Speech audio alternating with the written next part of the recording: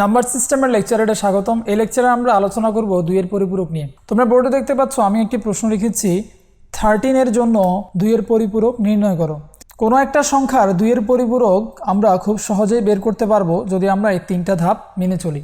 এই 3টা ধাপ করলেই আমাদের যে কোনো সংখ্যার জন্য এই 2 এর পরিপূরক বের হয়ে যাবে। তাহলে আসো আমরা এই 3টা ধাপ দেখে ফেলি যে কিভাবে এগুলোকে কাজে লাগাতে হবে। প্রথমে আসো যেটা আমাদের করতে হবে, এই সংখ্যার জন্য আমাদের কি বের করা লাগবে? বাইনারি বের করা লাগবে। তাহলে বলো তো 13 এর জন্য বাইনারি কত? 1101। শেষ আমাদের প্রথম ধাপ। এরপরে আমাদেরকে 8 বিট রেজিস্টারে এই বাইনারি সংখ্যাটা বসাতে হবে। তাহলে 8 বিট রেজিস্টার নিয়ে একটু কথা বলা যাক। 8 বিট রেজিস্টার হচ্ছে 8টা ঘর, যার প্রতিটি ঘরে বাইনারির মান থাকতে হবে। যেমন এখানে আমাদের 4টা ঘর কিন্তু আগে থেকেই আছে 1101। আমাদের আর কয়টা ঘর লাগবে? আর 4টা ঘর লাগবে 0000। হয়ে গেল আমাদের 8টা ঘর। রেজিস্টার নিয়ে আমরা লেকচারের শেষের দিকে আরেকটু আলোচনা করব।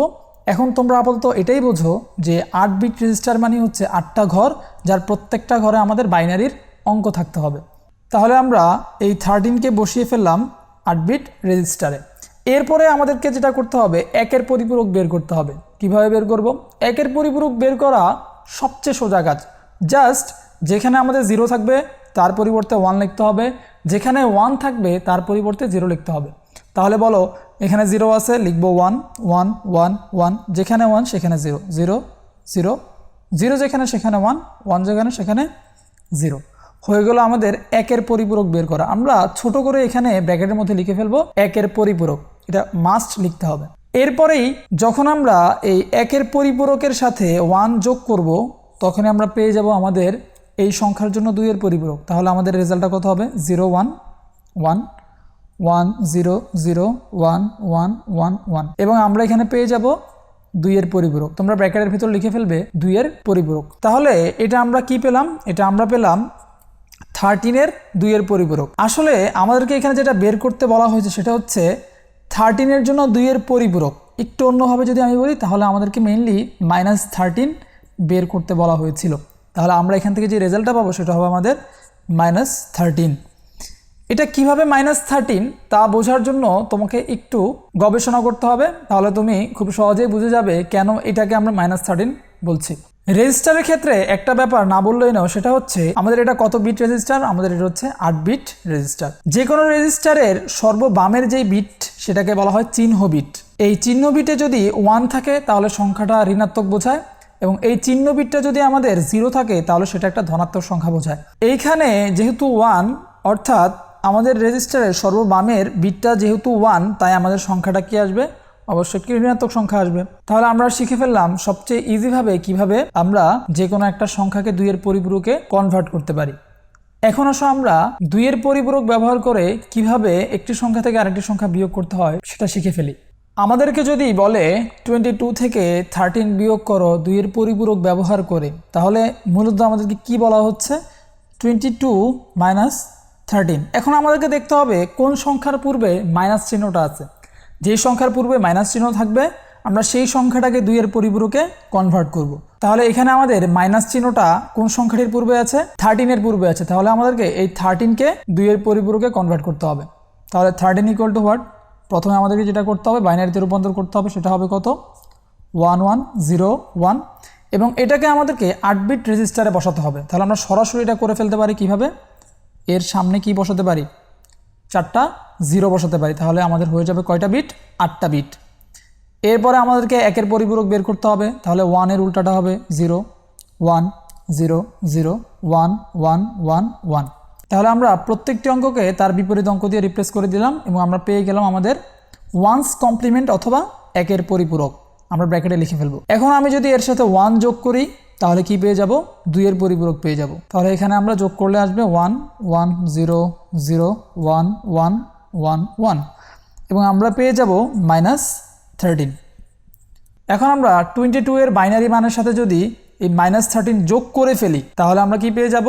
আমাদের কাঙ্ক্ষিত যে মান সেটা আমরা পেয়ে যাব। আমরা -13 ইকুয়াল টু এই সংখ্যাটা পেলাম। এখন আমাদেরকে 22 বের করতে হবে। তাহলে 22 ইকুয়াল টু কি?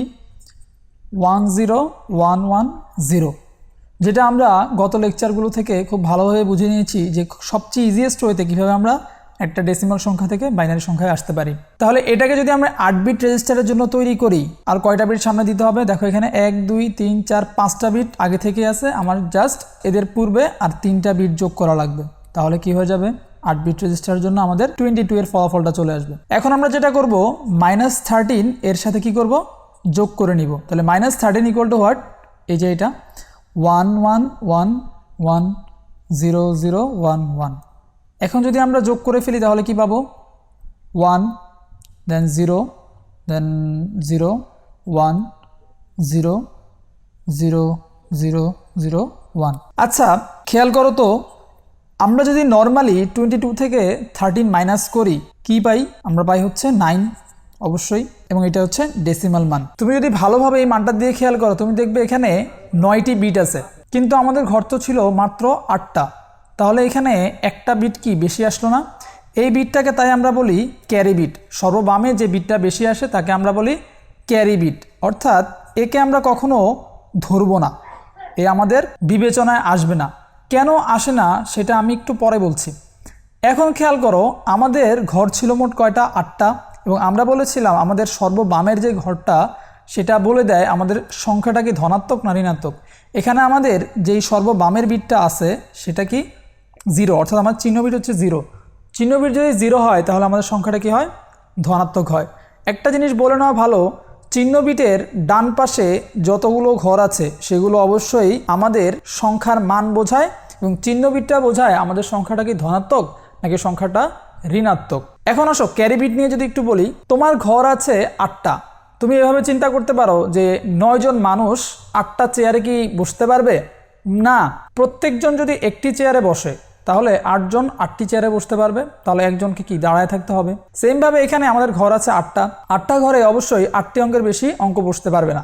তাহলে যে অঙ্কটা সর্ববামে থাকে, অর্থাৎ যে 9 নাম্বার অঙ্কটা থাকে, সেটা আমাদের এই রেজিস্টারের মধ্যে অন্তর্ভুক্ত থাকে না, সেটা থাকে আমাদের রেজিস্টারের বাইরে, অর্থাৎ আমরা তাকে হারিয়ে ফেলি বলা যায়। তাহলে আমরা 2 এর পরিপূরকের মাধ্যমে একটি সংখ্যা থেকে আরেকটি সংখ্যা খুব সহজেই বিয়োগ করতে পারবো। খেয়াল করো, তোমাকে যদি এরকম একটা অঙ্ক দেওয়া হয়, অর্থাৎ যদি বলা হয় -22 থেকে -13 বিয়োগ করো 2 এর পরিপূরক ব্যবহার করে, তাহলে মেনলি তোমাকে বলা হচ্ছে -22 মাইনাস করতে হবে -13 থেকে, অর্থাৎ -22 প্লাস 13। আমি কি বলেছিলাম, যে সংখ্যার পূর্বে মাইনাস চিহ্ন থাকবে সেই সংখ্যার জন্য আমাদেরকে 2 এর পরিপূরক করতে হবে। তাহলে এখানে কোন সংখ্যার পূর্বে মাইনাস আছে? অবশ্যই 22 এর পূর্বে মাইনাস আছে, তাহলে তোমাকে জাস্ট 22 এর জন্য 2 এর পরিপূরক বের করতে হবে, এবং তার সাথে 13 কি করতে হবে, 13 যোগ করে দিতে হবে। তাহলে তুমি কি পেয়ে যাবে, এই ফলাফলটা বা বিয়োগফলটা তুমি পেয়ে যাবে।